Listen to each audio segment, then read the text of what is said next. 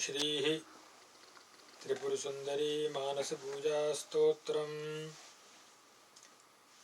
मम न भजन शक्तिः पादयोस्तेन भक्तिर्न च विषय विरक्तिर्ध्यानयोगेन शक्तिः। इति मनसि सदाहं चिन्तयन्नाद्यशक्ते रुचिरवचनपुष्पैरर्चनं सञ्चिनोमि। व्याप्तं हाटकविग्रहैर्जलचरैरारूढदेवव्रजैः पोतैराकुलितान्तरं मणिधरैर्भूमिधरैर्भूषितम्। आरक्तामृतसिन्धुमुद्धरचलद्वीचिचयव्याकुलो व्योमानं परिचिन्त्य सन्ततमहो चेतः कृतार्थी भव। तस्मिन्नुज्ज्वलरत्नजालविलसत् कान्तिच्छटाभिस्फुटम् कुर्वाणं वियदिन्द्रचापनिलयैराच्छादितं सर्वतः। तस्मिन्नुज्ज्वलरत्नजालविलसत् कान्तिच्छटाभिस्फुटम् कुर्वाणं वियदिन्द्रचापनिचयैराच्छादितं सर्वतः। उच्चैः शृङ्गनिषण्णदिव्यवनिता बृन्दाननः प्रोल्लसद्गीताकर्णन निश्चयाखिलमृगं द्वीपं नमस्कुर्महे।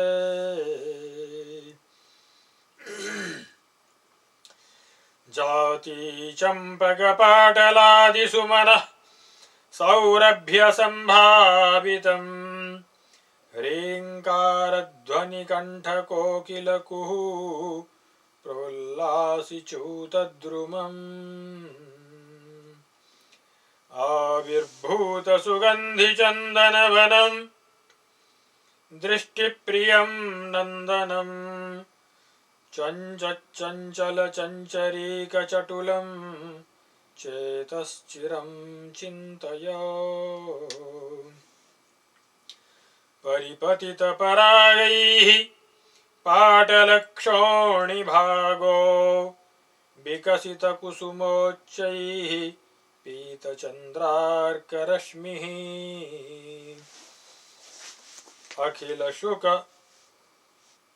अलिशुक पिकराजीकूजितैः श्रोत्रहारी स्फुरतु हृदि मदीये नूनमुद्यानराजः। रम्यद्वारपुरप्रचारतमसां संहारकारिप्रभो स्फूर्यत्तोरणभारहारकमहा विस्तारहारद्युते। क्षोणीमण्डलहेमहारविलसत् संसारपारप्रदो प्रोद्यद्भक्तमनोविहारकनक प्राकारतुभ्यं नमः। उद्यत्कान्तिकलापकल्पितनभः स्फूर्जद्वितानप्रभः सत्कृष्णागरुधूपवासितवियत् काष्ठान्तरे विश्रुतः। सेवायात समस्तदैवतगणैरासेव्यमानो निशम् सोऽयं श्रीमणिमण्डपो नवरतं मच्चेतसिद्ध्योतताम्। क्वापि प्रोद्भटपद्मरागकिरणभ्रातेन सन्ध्यायितम् कुत्रापि स्फुटविस्फुरन्मरकत द्युत्यातमिश्रायितम् मध्यालम्बि विशालमौक्तिकरुचा ज्योत्स्नायितं कुत्रचिन् मातः श्रीमणिमन्दिरं तव सदा वन्दामहे सुन्दरम् उत्तुङ्गालय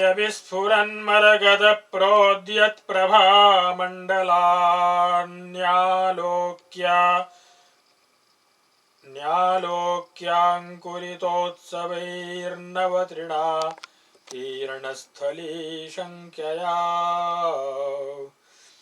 नीतो वाजिभिरुत्पथं बत रथः सूतेन तिग्मद्युतेर्वल्गावल्गितहस्तमस्तशिखरं कष्टैरितः प्राप्यते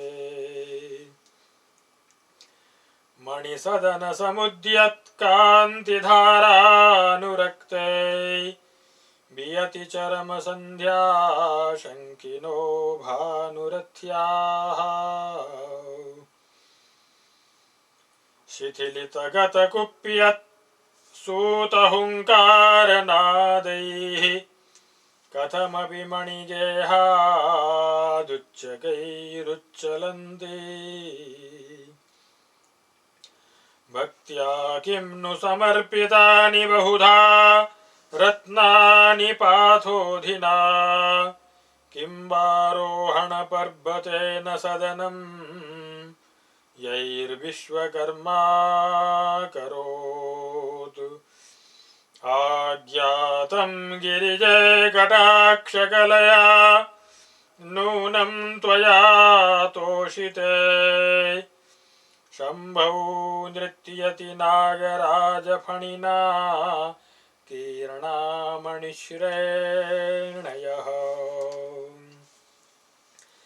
विदूरमुक्तावाहनैर्विनम्रमौलिमण्डलैर्निबद्धहस्तसम्पुटैः प्रयत्नसंयतेन्द्रियैः विरिञ्चि विष्णुशङ्करादिभिर्मुदा तवाम्बिके प्रतीक्ष्यमाणनिर्गमो विभाति रत्नमण्डपः ध्वनन्मृदङ्गकाहलः प्रगीतकिन्नरीगणः प्रनृत्तदिव्यकन्यकः प्रवृत्तमङ्गलक्रमः प्रकृष्टसेवकव्रजः प्रहृष्टभक्तमण्डलो मुदे ममास्तु सन्ततं त्वदीयरत्नमण्डपः प्रवेशनिर्गमाकुलैः स्वकृत्य रक्तमानसैर्बहिः स्थितामरावली विधीयमानभक्तिभिः विचित्रवस्त्रभूषणैरुपेतमङ्गनाजनैः सदा करोतु मङ्गलं ममेह रत्नमण्डपः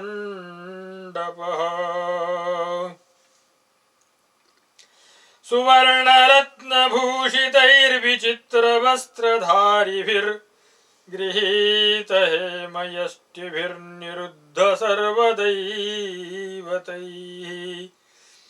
असङ्ख्यसुन्दरीजनैः पुरस्थितैरधिष्ठितो मदीयमेतु मानसं त्वदीयतुङ्गतोरणः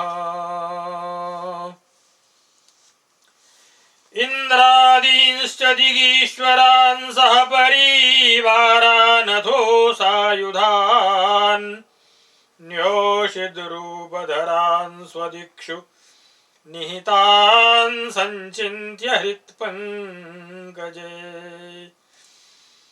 शङ्खे श्रीवसुधारया वसुमती युक्तं च पद्मं स्मरन् कामं नौमि रतिप्रियं सहचरं प्रीत्या वसन्तं भजे। गायन्ती कलवीणयातिमधुरं हुङ्कारमातन्वतीर्द्वाराभ्यासकृतस्थितिरिह सरस्वत्यादिका पूजयन्। द्वारे नौमि मदोन्मदं सुरगणाधीशं मदेनोन्मदाम् मातङ्गीमसिताम्बरां परिलसन् मुक्ता विभूषां भजे। कस्तूरिकाश्यामलकोमलाङ्गीं कादम्बरीपानमदालसाङ्गीं वामस्तनालिङ्गितरत्नवीणां मातङ्गकन्यां मनसा स्मरामि।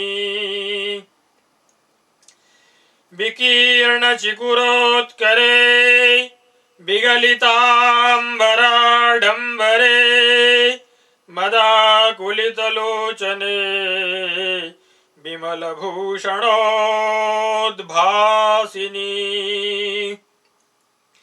तिरस्करिणि तावकं चरणपङ्कजं चिन्तयन् करोमि पशुमण्डली मलिकमोहदुग्धाशयाम्। प्रमत्तवारुणीरसैर्विघूर्णमानलोचनाः प्रचण्डदैत्यसूदनाः प्रविष्टभक्तमानसाः। उपोढकज्जलच्छविच्छटाभिराजिविग्रहाः कपालशूलधारिणीः स्तुवे त्वदीयदूतिकाः। स्फूर्जन्नव्ययवाङ्कुरोपलसिता भोगैः पुरस्थापितैर्दीपोद्भासि शरावशोभितमुखैः कुम्भैर्नवैः शोभिना। स्वर्णाबद्धविचित्ररत्नपटली चञ्चत्कपाटश्रिया युक्तं द्वारचतुष्टयेन गिरिजे वन्दे मणिमन्दिरम्। आस्तीर्णारुणगम्बलासनयुतं पुष्पोपहारान्वितं दीप्तानेकमणिप्रदीपसुभगं राजद्वितानोत्तमम्। धूपोद्गारि सुगन्धि सम्भ्रममिलद्भृङ्गावली गुञ्जितम् कल्याणं वितनोतु मे नवरतं श्रीमण्डपाभ्यन्तरम्।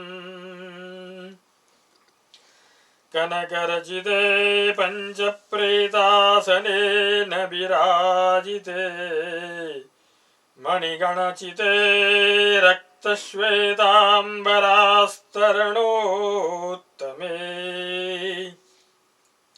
कुसुमसुरभूतल्पे दिव्योपधान सुखावहे हृदयकमले प्रादुर्भूतां भजे परदेवताम्। सर्वाङ्गस्थितिरम्यरूपरुचिरां प्रातः समुभ्युत्थितां जृम्भामञ्जुमुखाम्बुजां मधुमदव्याघूर्ण दक्षित्रयाम् सेवायाद समस्त सन्निधि सखीः सम्मानयन्तीं दृशा सम्पश्यन् वरदेवतां परमहो मन्ये कृतार्थं जनुः उच्चैस्तोरणवर्तिवाद्यनिवहध्वाने समुज्जृम्भते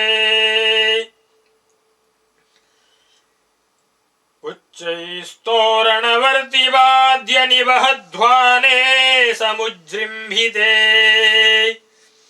भक्तैर्भूमिविलग्नमौलिभिरलं दण्डप्रणामे कृते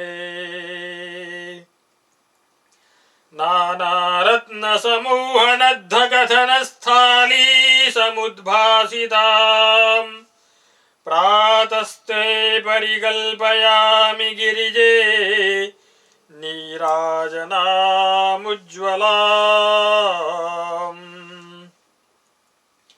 पाद्यं ते परिकल्पयामि पदयो रर्घ्यं तथा हस्तयोः सौधीभिर्मधुपर्कमम्बमधुरं धाराभिरास्वादय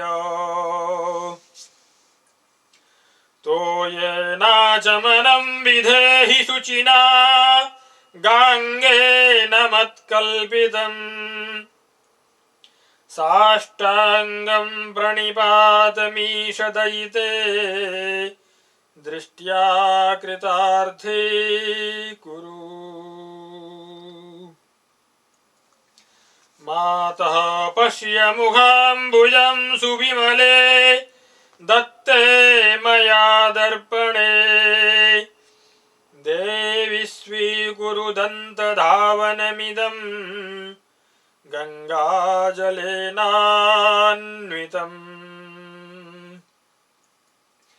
सुप्रक्षालितमाननं विरजयन् स्निग्धाम्बरप्रोञ्जनम् द्रागङ्गीकुरु तत्त्वमम्बमधुरं ताम्बूलमास्वादय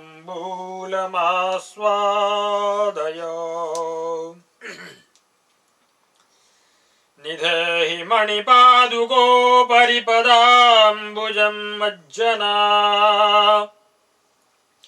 लयं व्रजशनैः सखीकृतकराम्बुजालम्बनम्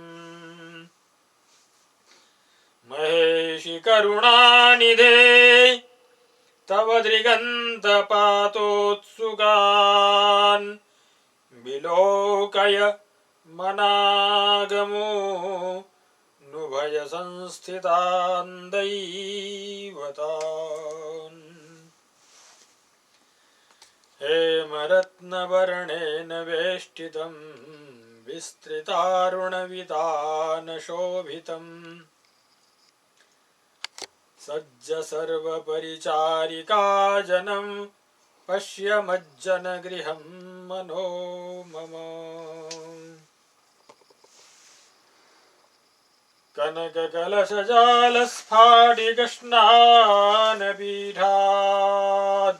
कनककलशजालस्फाटिकस्नानपीठाद्युपकरणविशालं गन्धमत्तालिमालम्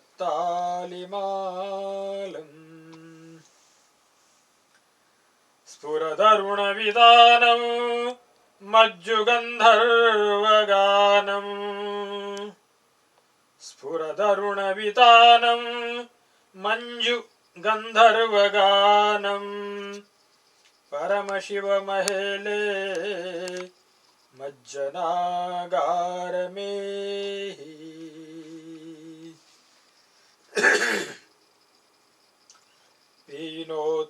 पीनोत्तुङ्गपयोधराः परिलसत् सम्पूर्णचन्द्रानना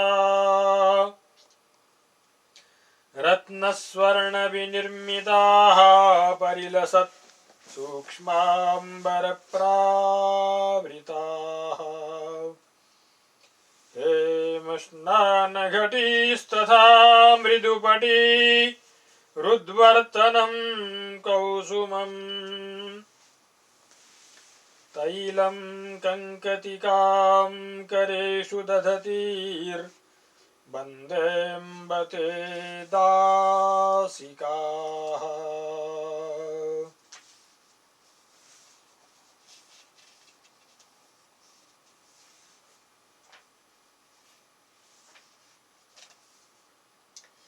तत्र स्फाटिकपीठमेत्यशनकैरुत्तारितालङ्कृतिर्नीचैरुज्झितकञ्चुकोपरिहिता रक्तोत्तरीयाम्बरा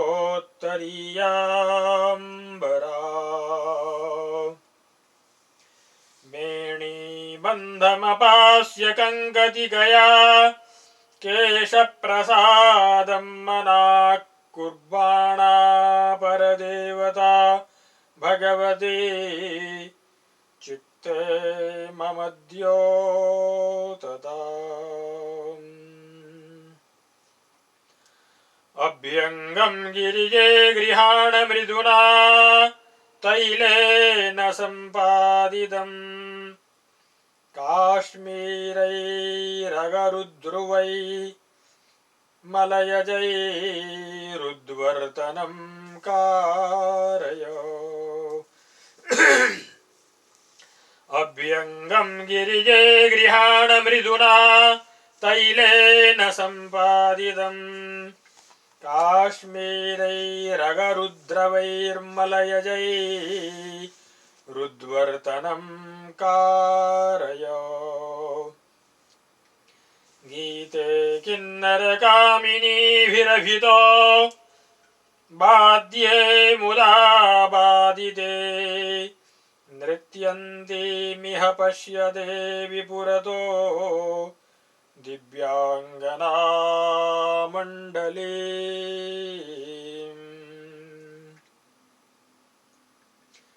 कृतपरिकरबन्धास्तुङ्गपीनास्तनाढ्या कृतपरिकरबन्धास्तुङ्गपीनस्तनाढ्या मणिनिवहनिबद्धा हेमकुम्भीर्दधाना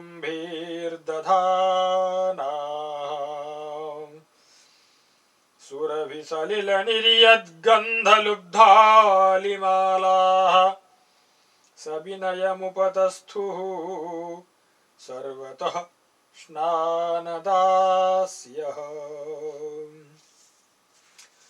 उद्गन्धैरगरुद्रवैः सुरभिणा कस्तूरिकावारिणा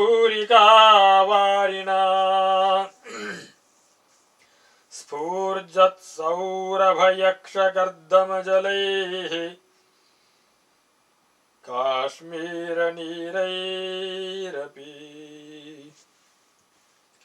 पुष्पाम्भोभिरशेषतीर्थसलिलैः कर्पूरपाथोभरैः स्नानं ते परिकल्पयामि गिरिजे भक्त्या तदङ्गीकुरु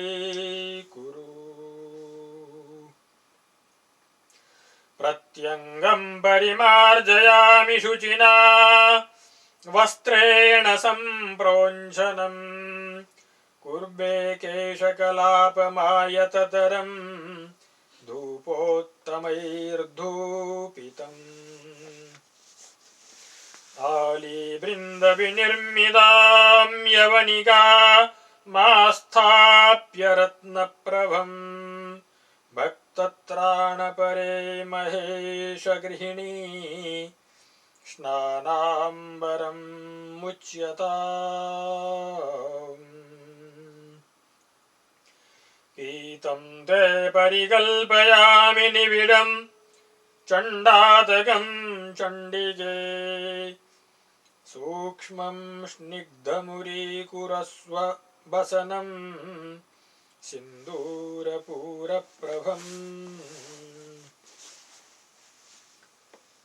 मुक्तारत्नविचित्रहेमरचना चारुप्रभाभास्वरम् नीलं कञ्चुकमर्पयामि गिरिश प्राणप्रिय प्राणप्रिये सुन्दरी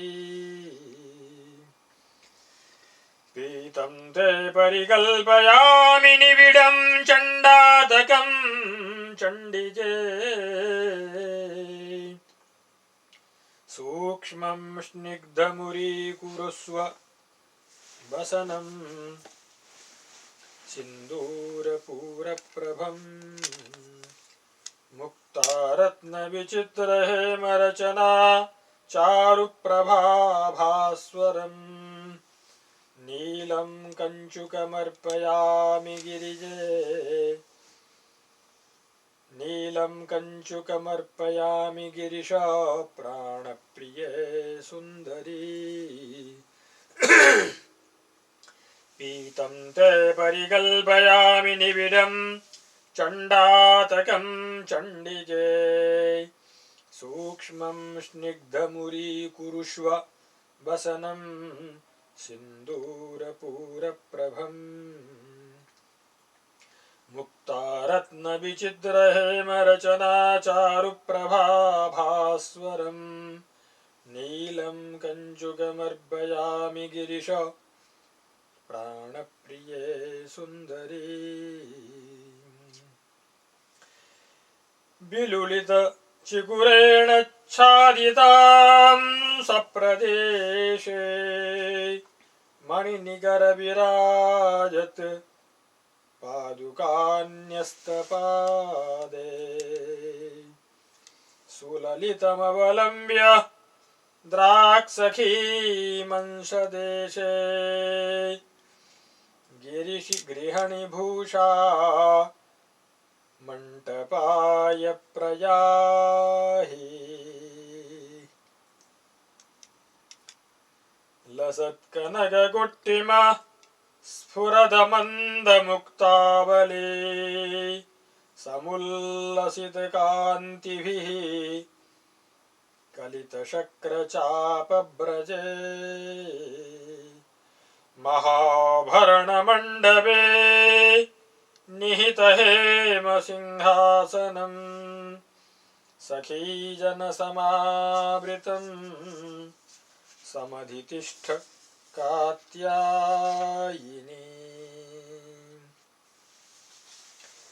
लसत्कनककुट्टिमस्फुरदमन्दमुक्तावली समुल्लसितकान्तिभिः कलितशक्रचापव्रजे महाभरणमण्डपे निहितहेमसिंहासनं सखीजनसमावृतं समधितिष्ठ कात्यायनी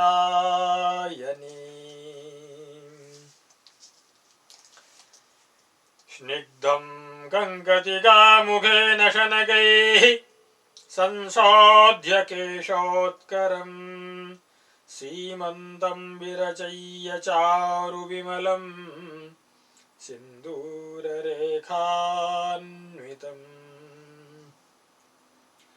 मुक्ताभिर्ग्रथितालकां मणिचिदैः सौवर्णसूत्रैः स्फुटम् प्रान्ते मौक्तिकगुच्छकोपलतिकां ग्रथ्नामि वेणीमिमाम्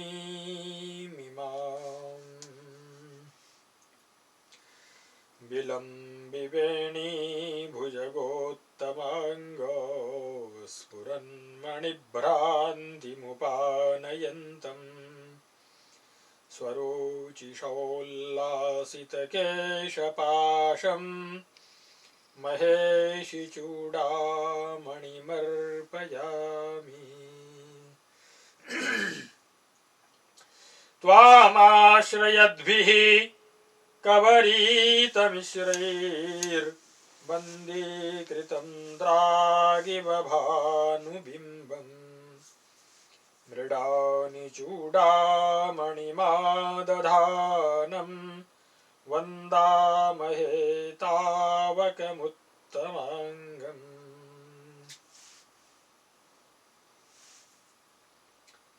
स्वमध्यनद्धहाडगस्फुरन मणिप्रभाकुलम् स्वमध्यनद्दहाटगस्फुरन्मणिप्रभाकुलम् विलम्बिमौक्तिकच्छटा विराजितं समन्ततः निबद्धलक्षचक्षुषा भवेन भूरि भावितम् समर्पयामि भास्वरं भवानि फालभूषणम् मीनाम्भोरुहखञ्जरीटशुषुमा विस्तार विस्मारके कुर्बाणे किल कामभैरिमनसः कन्दर्पबाणप्रभा माद्वीपानमदारुणेति चपले दीर्घे दृगम्बोरुहे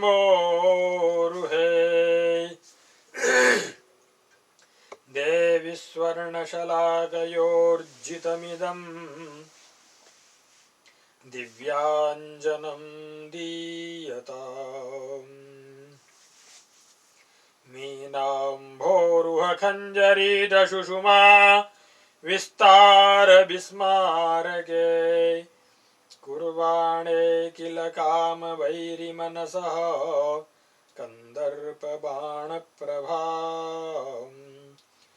माद्वीपानमदारुणेति चपले दीर्घे दृगम्भोरुहे देवि स्वर्णशलाकयोर्जितमिदं दिव्याञ्जनं दीयताम्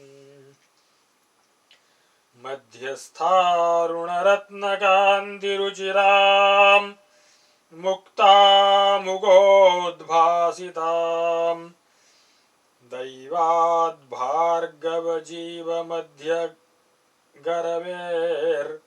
दैवाद्भार्गवजीवमध्यगरवेर्लक्ष्मीमदः कुर्वते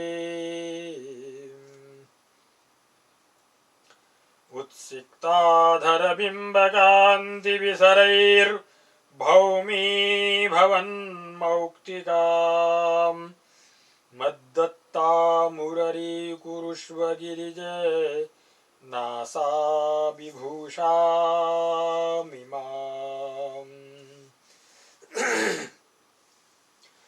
उडुकृतपरिवेशस्पर्धया शीतभानो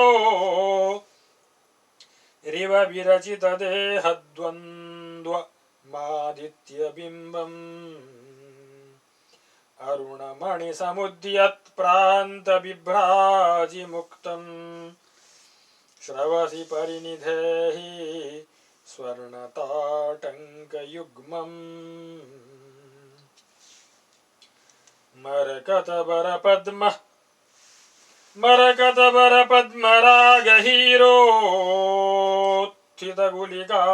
मरकतबरपद्मरागहीरोत्थितगुलिकात्रितया वनद्धमध्यम्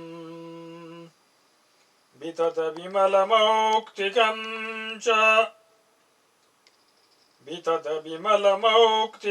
च कण्ठाभरणमिदं गिरिजे समर्पयामि मरकतबरपद्मरागहीरोत्थितगुलिकात्रितया वनद्धमध्यम् विततविमलमौक्तिकं च कण्ठाभरणमिदं गिरिजे समर्पयामि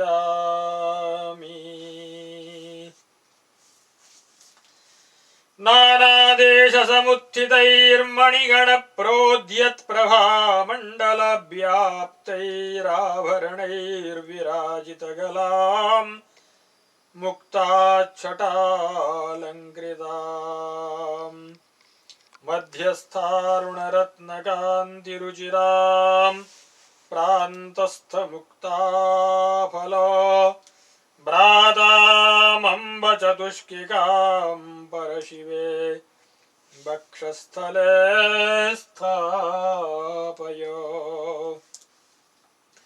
अन्योन्यं प्लावयन्ति सतत परिचलत्कान्तिकल्लोलजालैः कुर्वाणामज्जदन्तः करणविमलतां शोभिते वक्त्रिवेणी मुक्ताभिः पद्मरागैर्मणगतमणिभिर्निर्मिता दीप्यमानैर्नित्यं हारत्रयीते परशिवरसिके चेतसिद्ध्योततां नः करसरसिजनाले विस्फुरत्कान्तिजाले विलसतमलशोभे चञ्चदीशाक्षिलोभे विविधमणिमयूखोद्भासितं देवि दुर्गे कनककटकयुग्मं बाहुयुग्मे निधेहि व्यालम्बमानसितपट्टकगुच्छशोभी स्फूर्जन्मणि घटितहारविरोचमानम् मातर्महेशमहिले तव बाहुमूले केयूरकद्वयमिदं विनिवेशयामि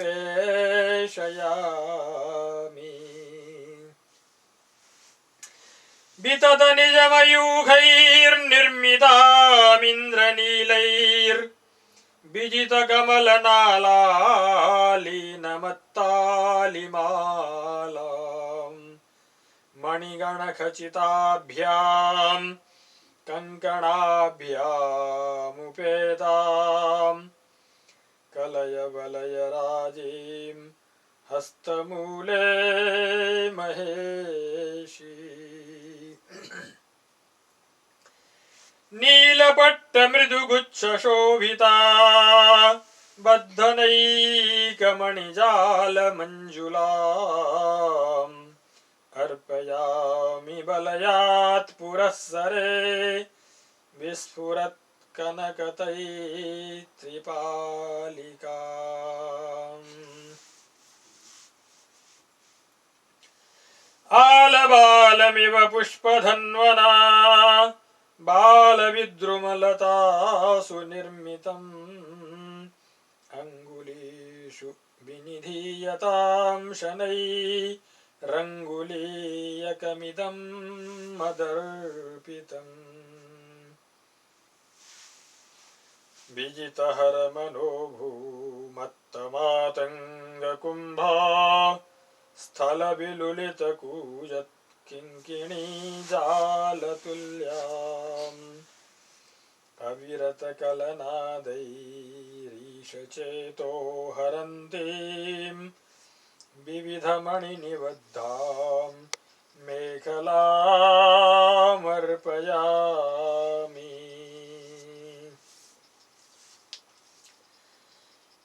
व्यालम्बमानवरमौक्तिकगुच्छशोभी बिभ्राजिहाटकपुटद्वयरोचमानम् हेम्ना विनिर्मितमनेकमणिप्रबन्धं नीवीनिबन्धनगुणं विनिवेदयामि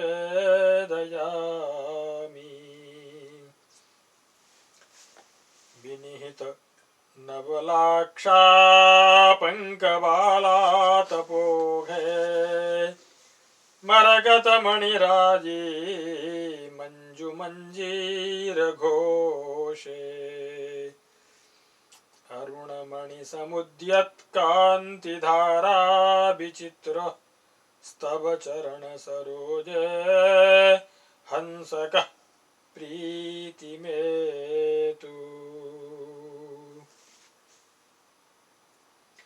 निबद्धशितिपट्टकप्रवरगुच्छसंशोभिताम् कलत्क्वणितमञ्जुलाम् गिरिशचित्तसम्मोहनीम् अमन्दमणिमण्डली विमलकान्ति किम्मीरिताम् निदेहि पदपङ्कजे कनकघुङ्घुरोमम्बिके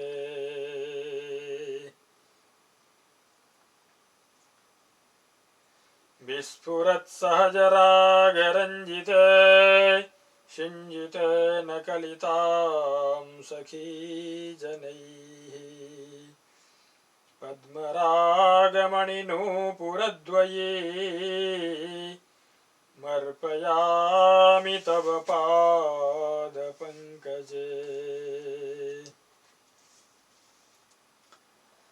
पदाम्बुजमुपासितो परिगतेन शीतांशुना कृतां तनुपरम्परामिव दिनान्तरागारुणाम् महेशि नवयावगः द्रवभरेण शोणीकृताम् नमामि नखमण्डलीम् चरणपङ्कजस्थां तव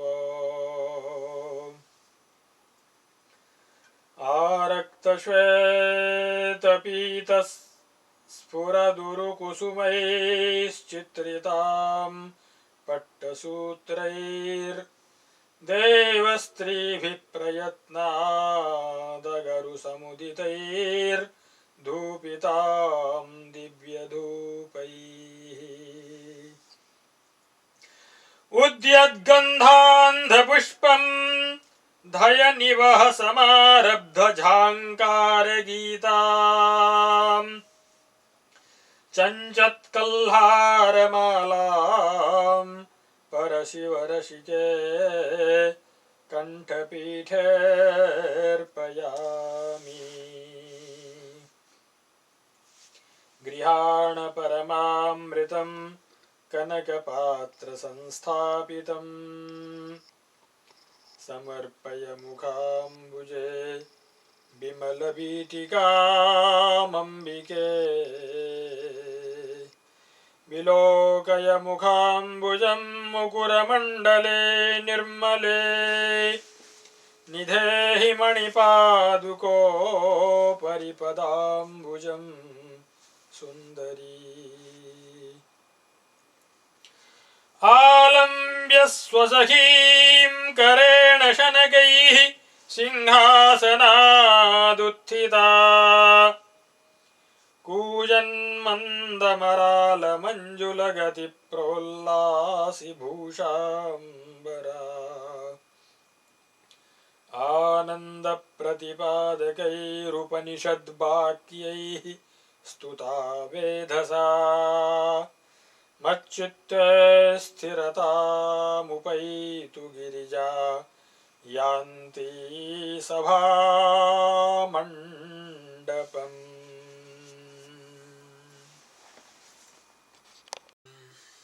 ॐ चलन्त्यामम्बायां प्रचलति समस्ते परिजने सवेगं संयाते कनकलतिकालङ्कृतिभरे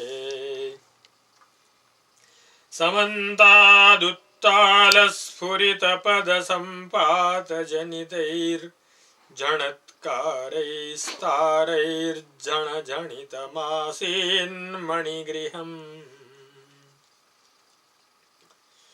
चञ्चद्वेत्रकराभिरङ्गविलसत् भूषाम्बराभिः पुरो यान्तिभिः परिचारिकाभिरमरभ्राते समुत्सारिते रुद्धे निर्जरसुन्दरीभिरभितः कक्षान्तरे निर्गतम् वन्दे नन्दितशम्भुनिर्मलचिदानन्दैकरूपम् महः वेदाः पादतले पतत्ययमसौ विष्णुर्नमत्यग्रतः शम्भुर्देहि दृगञ्चलं सुरपतिं दूरस्थमालोकय। इत्येवं परिचारिकाभिरुदिते सम्माननां कुर्वते दृग्द्वन्द्वेन यथोचितं भगवती भूयाद्विभूत्यै मम। मन्दं चारणसुन्दरीभिरभितो यान्तीभिरुत्कण्ठया नामोच्चारणपूर्वकं प्रतिदिशं प्रत्येकमावेदितान्। वेगादक्षिपथं गतान् सुरगणानालोकयन्ती शनैर्दित्सन्ति चरणाम्बुजं पथि जगत् पायान्महेशप्रिया। अग्रे केचन पार्श्वयोः कतिपये पृष्ठे परे प्रस्थिता आकाशे समवस्थिताः कतिपये दिक्षु स्थिताश्चापरे। सम्मर्दं शनकैरपास्य पुरतो दण्डप्रणामान्मुहुः कुर्वाणाः कतिचित्सुरा गिरिसुते दृक्पातमिच्छन्ति ते। अग्रे गायति किन्नरी कलपदं गन्धर्वकान्ताशनैरातोद्यानि च वादयन्ति मधुरं सव्यापसव्यस्थिताः। कूजन्नूपुरनादमञ्जुपुरतो नृत्यन्ति दिव्याङ्गना गच्छन्तः परितः स्तुवन्ति निगमः स्तुत्या विरिञ्च्यादयः। कस्मैचित् सुचिरादुपासितमहामन्त्रौघसिद्धिं क्रमादे कस्मै भवनिस्पृहाय परमानन्दस्वरूपां गतिम्।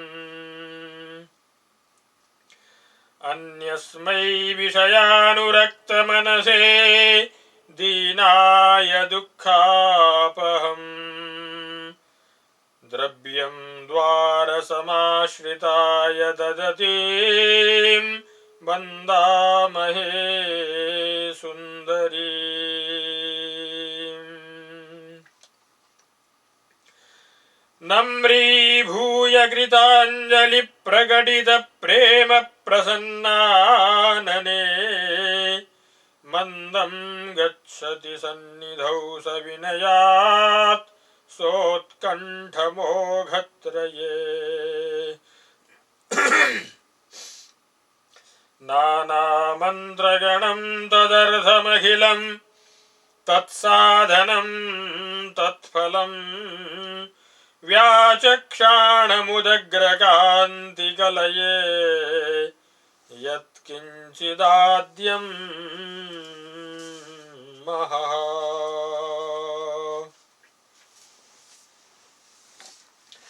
तव दहनसदृक्षैरीक्षणैरेव चक्षुर्निखिलपशुजनानां भीषयद्भीषणास्याम्।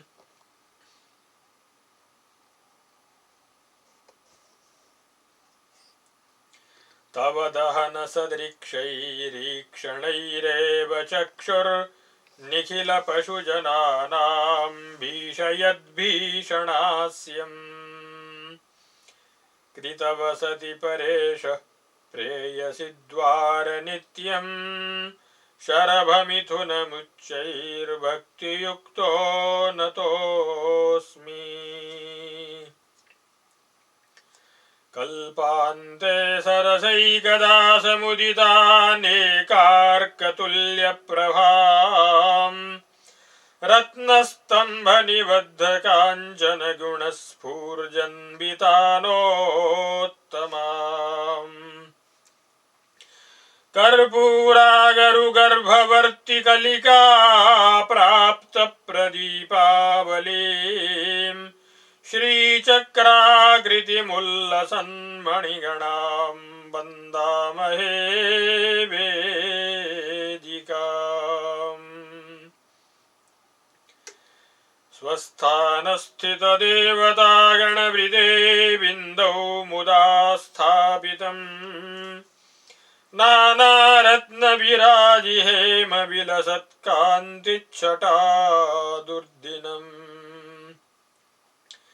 चञ्चत्कौसुमतूलिकासनयुतं कामेश्वराधिष्ठितम् नित्यानन्दनिदानमम्ब सततं वन्दे च सिंहासनम्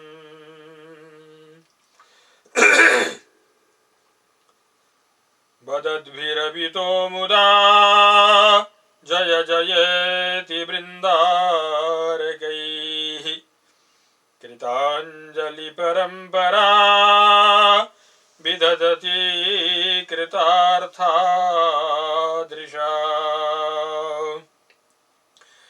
अमन्दमणिमण्डली खचितहेमसिंहासनम् सखीजनसमावृतम् समधितिष्ठदाक्षायणी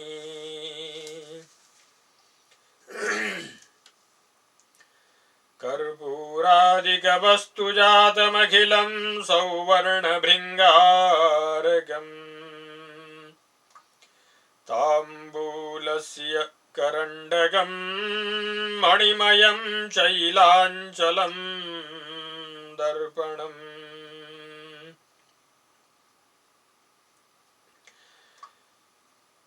विस्फूर्जन्मणिपादुके च दधतीः सिंहासनस्याभितस्तिष्ठन्तीः परिचारिकास्तव सदा वन्दामहे सुन्दरी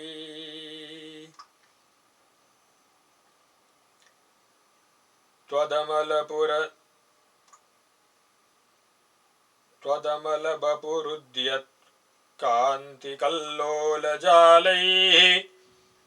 स्फुटमिव दधतीभिर्बाहुविक्षेपलीलाम् मुहुरपि च विधूते चामरग्राहिणीभिः सितकरकरशुभ्रे चामरे चालयामि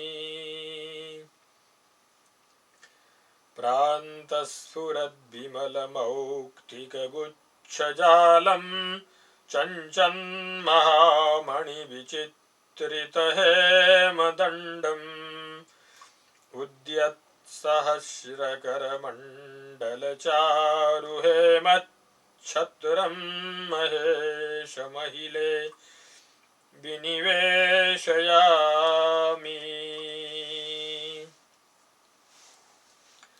उद्यत्तावकदेहकान्तिपटली सिन्दूरपूरप्रभा शोणीभूतमुदग्रलोहितमणिच्छेदानुकारिच्छवि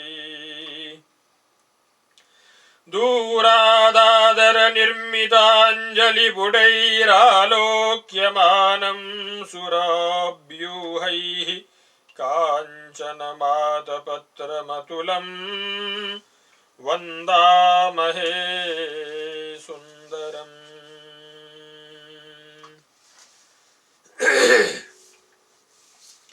सन्तुष्टां परमामृतेन विलसत्कामेश्वराङ्कस्थिताम् पुष्पौघैरभिपूजितां भगवतीं त्वां वन्दमाना मुदा स्फूर्जत् मुक्तावगदेहरश्मिकलना प्राप्तस्वरूपाभिदाः श्रीचक्रावरणस्थिताः सविनयं वन्दामहे देवताः।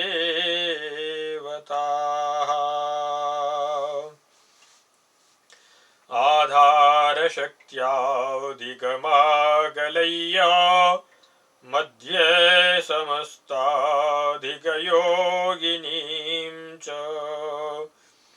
मित्रेश नाथाधिकमत्रनाथ चतुष्टयं शैलसुते नतोऽस्मि। त्रिपुरासुधार्णवासन मारभ्य त्रिपुरमालिनी यावत् आवरणाष्टकसंस्थित मासनषट्कं नमामि परमेशी। ईशाने गणपं स्मरामि विचरद्विघ्नान्धकारच्छिदम् वायव्ये बटुकं च कज्जलरुचिं व्यालोपवीतान्वितम्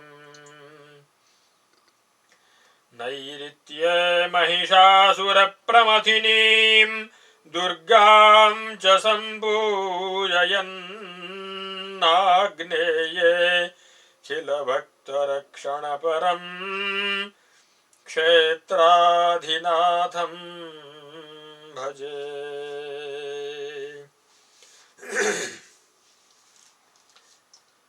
उड्यानजालन्धरकामरूप पीठानिमान् पूर्णगिरिप्रसक्तान् त्रिकोणदक्षाग्रिमसभ्यभाग मध्यस्थितान् सिद्धिकरान् नमामि।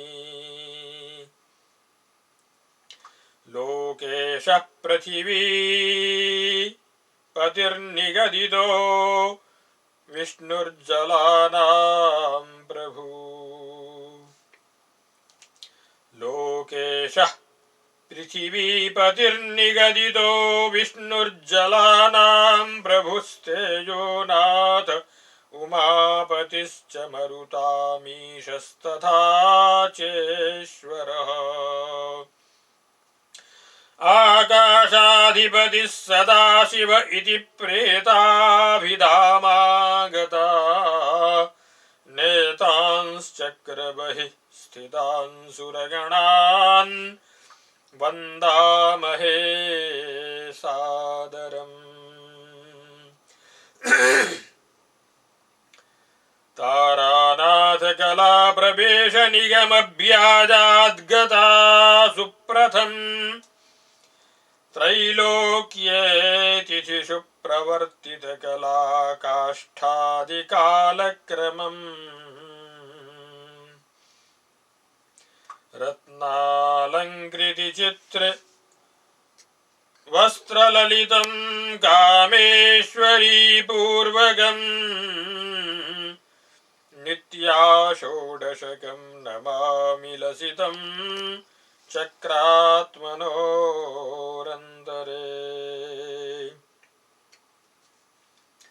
तारानाथकला प्रवेश निगमभ्याजाद्गता सुप्रथम् त्रैलोक्ये तिथिषु प्रवर्तितकलाकाष्ठादिकालक्रमम् रत्नालङ्कृतिचित्रवस्त्रललितं कामेश्वरी पूर्वकम् नित्या षोडशकं नमामि लसितं चक्रात्मनोरन्तरे। तारानाथकला प्रवेश निगमभ्याजाद्गता सुप्रथम् त्रैलोक्ये तिथिषु प्रवर्तितकला काष्ठादिकालक्रमम् रत्नालङ्कृति चित्रवस्त्रललितम् कामेश्वरी पूर्वकम् नित्या षोडशकं नमामि लसितं चक्रात्मनोरन्तरे हृदि भावितदैवतं प्रयत्नाभ्युपदेशानुगृहीतभक्तसङ्घम् स्वगुरुक्रमसंज्ञचक्रराज स्थितमोघत्रय मानतोऽस्मि मूर्ध्ना हृदयमथ शिरः शिखाखिलाद्ये कवचमथो नयनत्रयं च देवी मुनिजनपरिचिन्तितं तथास्त्रम् स्फुरतु सदा हृदये षडङ्गमेतत् त्रैलोक्यमोहनमिति प्रथितेतु चक्रे चञ्चद्विभूषणगणित्रिपुराधिवासे रेखात्रये स्थितवती रणिमादिसिद्धि मुद्रा नमामि सततं प्रकटाभिधास्ताः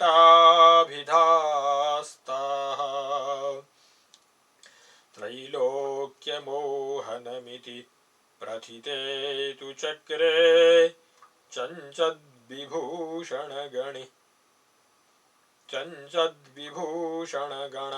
त्रिपुराधिभासे रेखात्रये स्थितवती रणिमादिसिद्धिर्मुद्रा नमामि सततं प्रकटाभिधास्ताः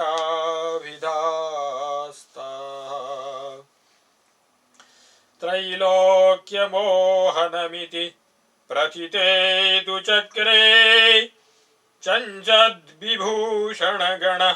त्रिपुराधिवासे रेखात्रये स्थितवती रणिमादिसिद्धिर्मुद्रा नमामि सततं प्रकटाभिधास्ताः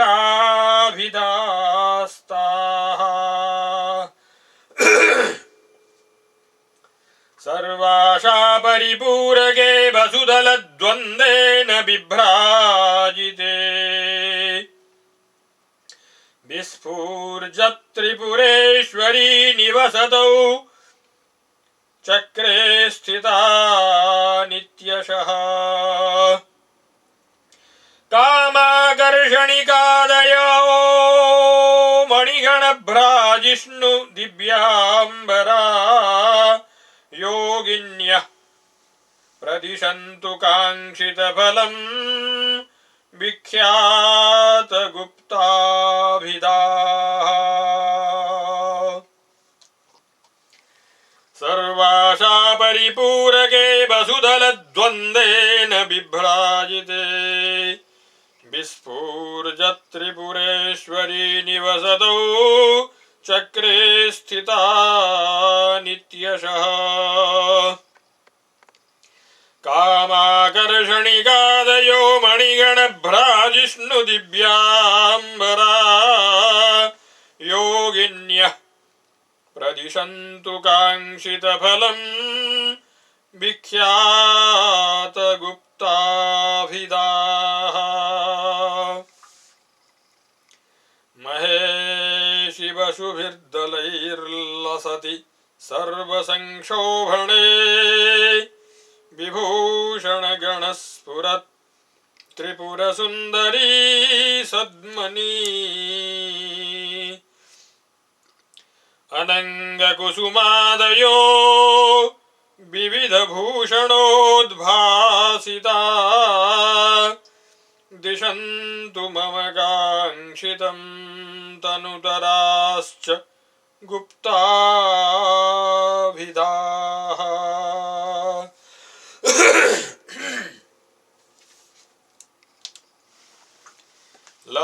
युग दशार्गे स्फुरति सर्वसौभाग्यदे शुभाभरणभूषित त्रिपुरसुन्दरी मन्दिरे स्थिता दधतु मङ्गलम् सुभग सर्वसंक्षोभिणी मुखा सकलसिद्धयो विदितसम्प्रदाया विधाः बहिर्दशारे सर्वार्था साधके त्रिपुराश्रयाः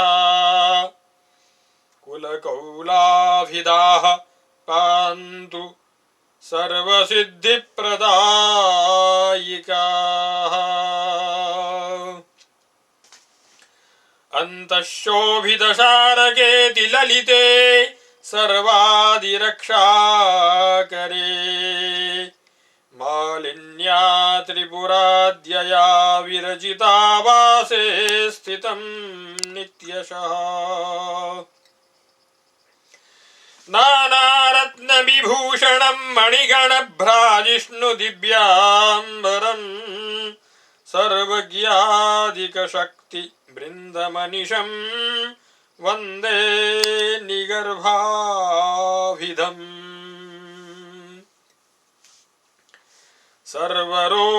सर्वरोगहरेष्टारे त्रिपुरासिद्धयान्विते रहस्ययोगिनीर्नित्यं वशिन्याद्या नमाम्यहम् सर्वरोगहरेष्टारे त्रिपुरासिद्धयान्विते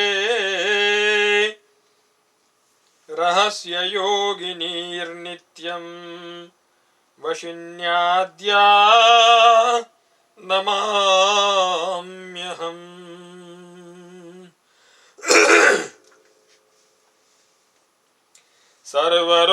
सर्वरोगहरेष्टारे त्रिपुरासिद्धयान्विते रहस्ययोगिनीर्नित्यं वशिन्याद्या नमाम्यहम्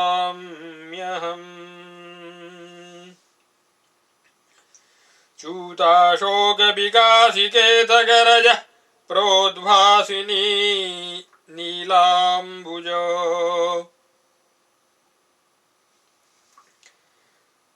प्रस्फुरन्नवमल्लिकासमुदितैः पुष्पैः शरान्निर्मितान् रम्यं पुष्पसरासनं सुललितं पाशं तथा चाङ्कुशं वन्दे तावकमायुधं परशिवे चक्रान्तराले स्थितम्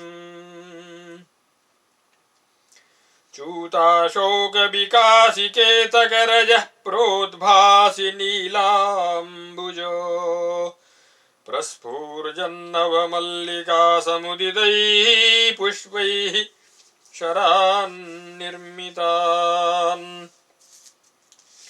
रम्यं पुष्पसरासनं सुललितं पाशं तथा चाङ्कुशं वन्दे तावकमायुधं परशिवे चक्रान्तराले स्थितम् त्रिकोण उदितप्रभे जगति सर्वसिद्धिप्रदे युते त्रिपुरयाम्बया स्थितवती च कामेश्वरी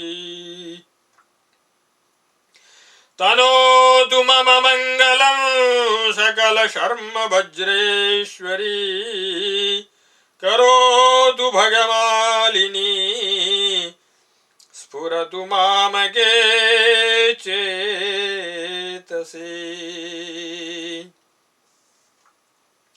सर्वानन्दमये समस्तजगदामाकाङ्क्षिते वैन्दवे वैरव्या त्रिपुराद्यया विरचिता वासे स्थिता सुन्दरी आनन्दोल्लसिते क्षणामणिगणभ्राजिष्णुभूषाम्बरा विस्फुर्जद्वदना परापररः सा पातु मां योगिनी उल्लसत्कनककान्तिभासुरम् सौरभस्फुरणभासिताम्बरम् दूरतः परिहृतं मधुव्रतैरर्पयामि तव देवि चम्पकम्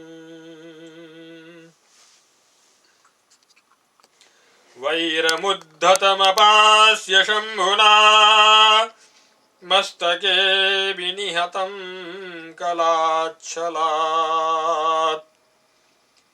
गन्धलुब्धमधुपाश्रितं सदा केतकी कुसुममर्पयामि ते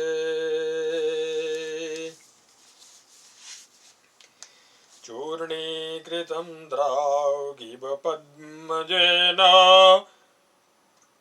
त्वदाननस्पर्धिषुधांशुबिम्बम् समर्पयामि स्फुटमञ्जलिस्थं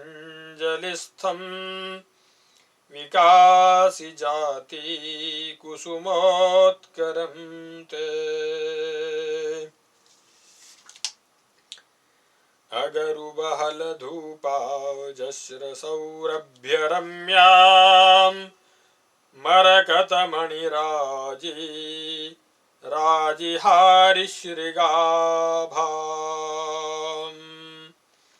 दिशि विदिशि विसर्पद्गन्धलुब्धालिमालां बकुलकुसुममालां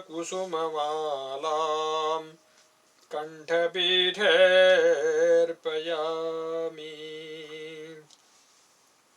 अगरुबहलधूपाजस्रसौरभ्यरम्यां मरकतमणिराजी राजिहारिश्रगाभां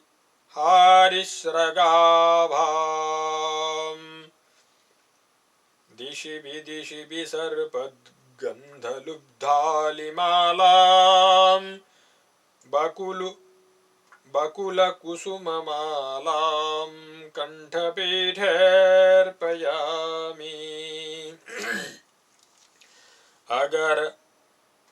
अगरुबहलधूपाजस्रसौरभ्यरम्यां मरकतमणिराजी राजिहारिश्रगाभां दिशि विदिशि विसर्पद्गन्धलुब्धालिमालां बकुलकुसुममालां कण्ठपीठेऽर्पयामि ईङ्कारोर्ध्वगबिन्दुराननमधो बिन्दुद्वयं च स्तनौ त्रैलोक्ये गुरुगम्यमेतदखिलं हार्दं च रेखात्मकम् इत्थं कामकलात्मिकां भगवती मन्तः समाराधयन् नानन्दाम्बुधिमज्जने प्रलभतामानन्दथुं सज्जनः धूपं ते गरुसम्भवं भगवति प्रोल्लासि गन्धोद्धुरम् दीपं चैव निवेदयामि महसा हार्दान्धकारच्छिदम् रत्नस्वर्णविनिर्मितेषु परितः पात्रेषु संस्थापितम् नैवेद्यं विनिवेदयामि परमानन्दात्मिके सुन्दरी जातिकोरकतुल्यमोदनमिदं सौवर्णपात्रे स्थितम् शुद्धान्नं शुचि मुद्गमाशचणकोद्भूतास्तथा सूपकाः प्राज्यं माहिषमाज्यमुत्तममिदं हय्यङ्गवीनं पृथक् पात्रेषु प्रतिपादितं परशिवे तत्सर्वमङ्गीकुरु जातिकोरकतुल्यमोदनमिदं सौवर्णपात्रे स्थितम् शुद्धान्नं शुचिमुद्गमाशचणकोद्भूतास्तथा सूपकाः प्राज्यं माहिषमाज्यमुत्तममिदं हय्यङ्गवीनं पृथक् पात्रेषु प्रतिपादितं परशिवे तत्सर्वमङ्गीकुरु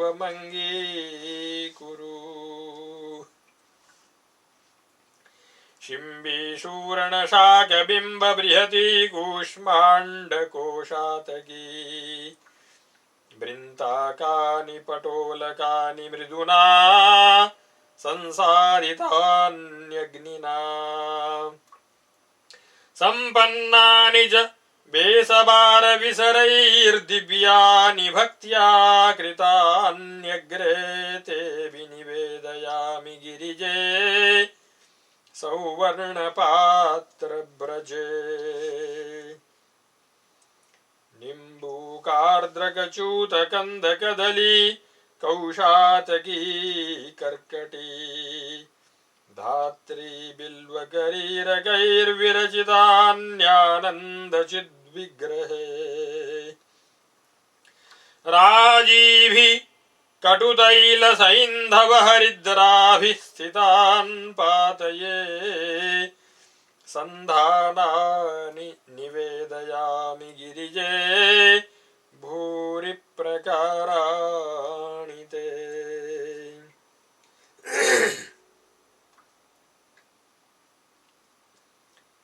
सीतयाञ्चित लड्डुकब्रजान् मृदुपूपान् मृदुलाश्च पूरिकाः परमान्नमिदं च पार्वती प्रणयेन प्रतपादयामि ते सीतयाञ्चित लड्डुकब्रजान् मृदुपूपान् मृदुलाश्च पूरिकाः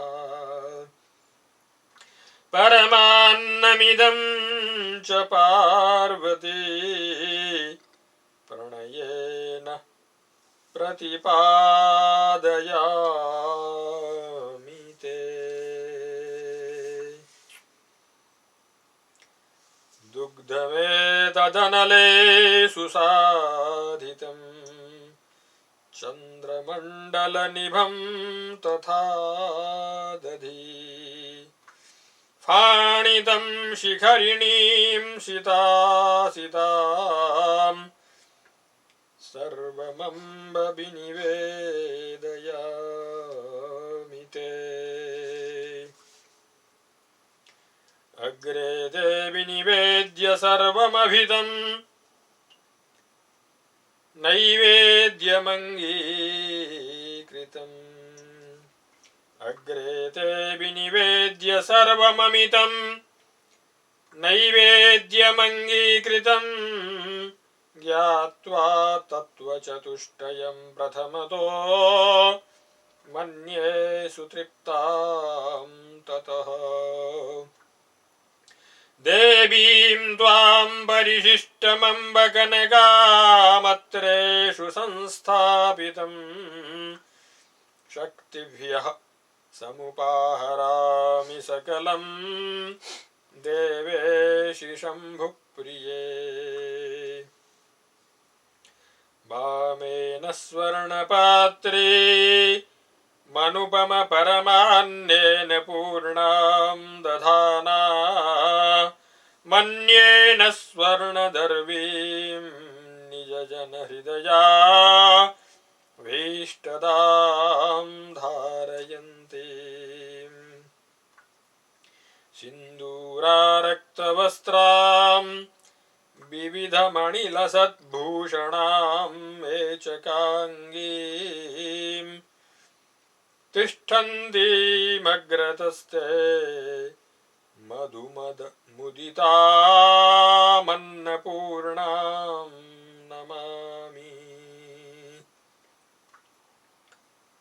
पङ्क्त्योपविष्टान् परितस्तु चक्रं शक्त्या स्वया लिङ्गितवामभागान्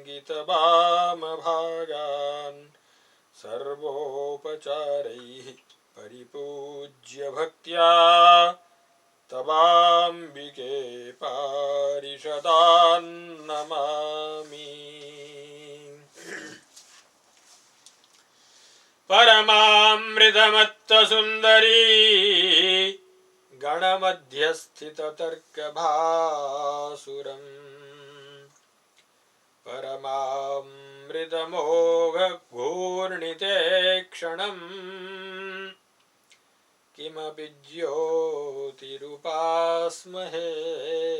परम्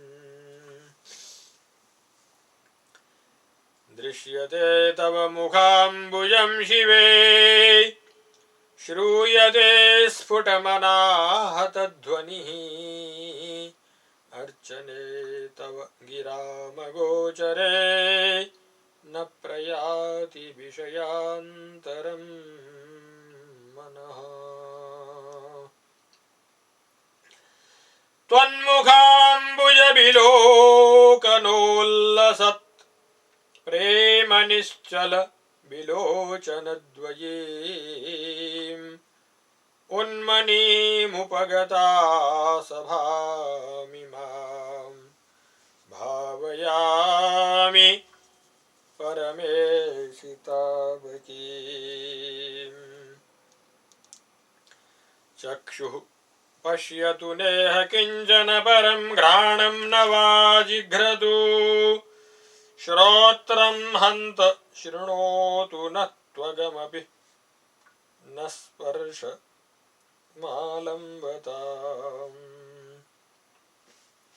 चक्षुः पश्यतु नेह किञ्चन परं घ्राणं न वा जिघ्रतु श्रोत्रं हन्त शृणोतु न त्वग न स्पर्शं समालम्बताम् चक्षुः पश्यतु नेह किञ्चन परं घ्राणं न वा जिघ्रतु श्रोत्रं हन्त शृणोतु न त्वगपि न स्पर्शं समालम्बताम् जिह्वा वेत्तु न वारसं मम परं युष्मत्स्वरूपामृते नित्यानन्दविघूर्णमानन नयने नित्यं मनो मज्जतु चक्षुः पश्यतु नेह किञ्चन परं घ्राणं न वा जिघ्रतु श्रोत्रं हन्त शृणोतु न त्वगपि न स्पर्शं समालम्बताम् जिह्वा वेत्तु न वारसं मम परं युष्मत्स्वरूपामृते नित्यानन्दविघूर्णमाननयने नित्यं मनो मज्जतु यस्त्वां पश्यति पार्वती प्रतिदिनं ध्यानेन तेजोमयीम् मन्ये सुन्दरि तत्त्वमेतदखिलं वेदेषु निष्ठां गतम्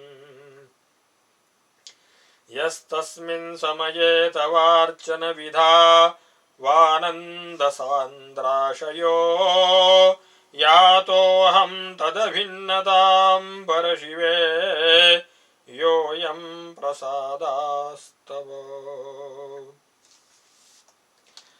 गणाधिनाथं बटुकं च योगिनीः क्षेत्राधिनाथं च विदिक्चतुष्टये सर्वोपचारैः परिपूज्य भक्तितो निवेदयामो बलिमुक्तयुक्तिभिः।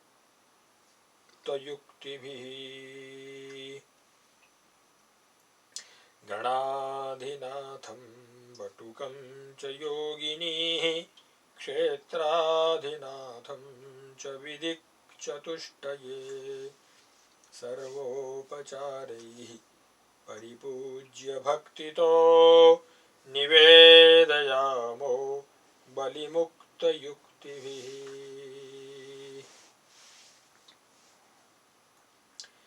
वीणामुपान्ते खलु वादयन्त्यै निवेद्य शेषं खलु शेषिकायै सौवर्णभृङ्गारविनिर्गतेन जलेन शुद्धा चमनं विधेहि।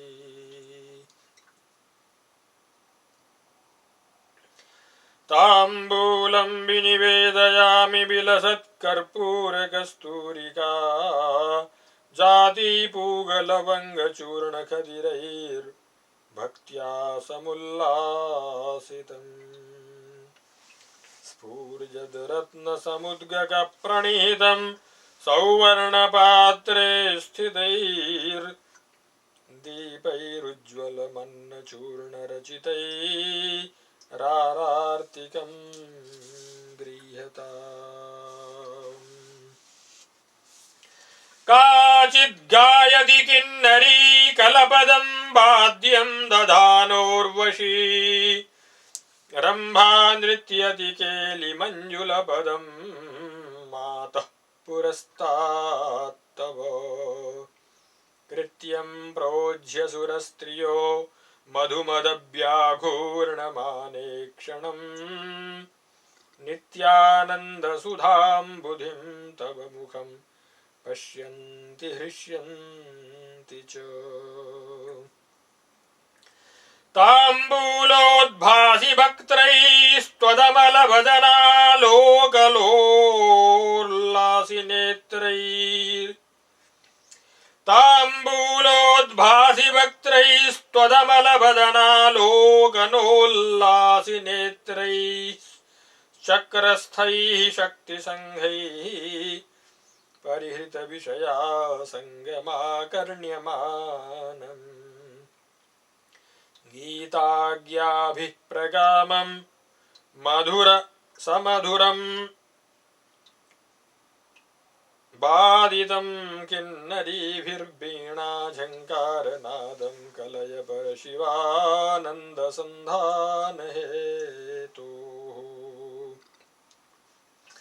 ताम्बूलोद्भासि वक्त्रैस्त्वदमलवदनालोकनोल्लासि नेत्रैः चक्रस्थैः शक्तिसङ्घैः परिहृतविषया सङ्गमाकर्ण्यमानम्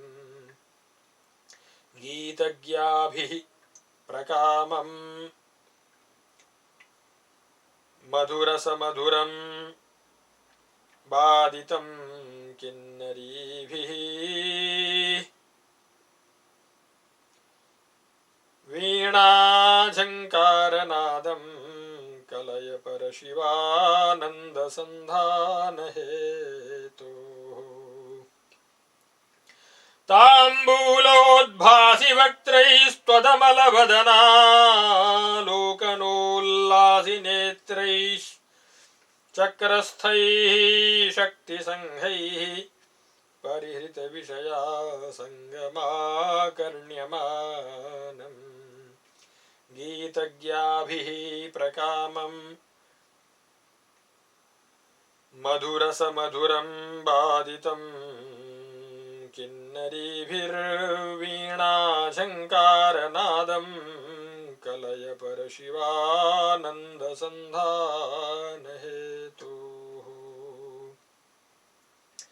अर्चाभिधौ ज्ञानलवोऽपि दूरे दूरे तदापादकवस्तु जातम् प्रदक्षिणीकृत्य ततोऽर्चनं ते पञ्चोपचारात्मकमर्पयामि यथेप्सितमनोगतप्रकटितोपचारार्चिताम् निजावरणदेवता गणभृतां सुरेशस्थितां कृताञ्जलिपुटो मुहुः कलितभूमिरष्टाङ्गकैर्नमामि भगवत्यहं त्रिपुरसुन्दरी त्राहि माम् विज्ञप्तिरवधेहि मे सुमहता यत्नेन ते सन्निधिं प्राप्तं मामिह कान्दिशीकमधुना मातर्न दूरीकुरु चित्तं त्वत्पदभावनेऽभ्यभिचरेद् दृक्त्वाच मे जातु चेत् तत्सौम्ये स्वगुणैर्वधान न यथा भूयो विनिर्गच्छति विज्ञप्तिरवधेहि मे सुमहता यत्नेन ते सन्निधिं प्राप्तं मामिह कान्दिशीकमधुना मातर्न दूरीकुरु चित्तं त्वत्पदभावनेऽभ्यभिचरेद् दृक्वाक्च मे जातु चेत् तत्सौम्ये स्वगुणैर्वधान न यथा भूयो विनिर्गच्छति क्वाहं मन्दमतिः क्वचेदमखिलैरेकान्तभक्तैस्तुतम् ध्यातं देवि तथापि ते स्वमनसा श्रीपादुका पूजनम् कादाचित्कमदीयचिन्तनविधौ सन्तुष्टया शर्मदम् स्तोत्रं देवतया तया प्रकटितं मन्ये मदीयानने नित्यार्चनमिदं चित्ते भाव्यमानं सदा मया निबद्धं विविधैः पद्यैरनुगृह्णातु सुन्दरी इति श्रीमत्परमहंस परिव्राजकाचार्यस्य श्रीगोविन्द भगवत्पूज्यपादशिष्यस्य श्रीमच्छङ्करभगवतः कृतौ त्रिपुरसुन्दरी मानसपूजास्तोत्रं सम्पूर्णम् इति श्रीजगदम्बिकार्पणमस्तु। ॐ तत्सत्।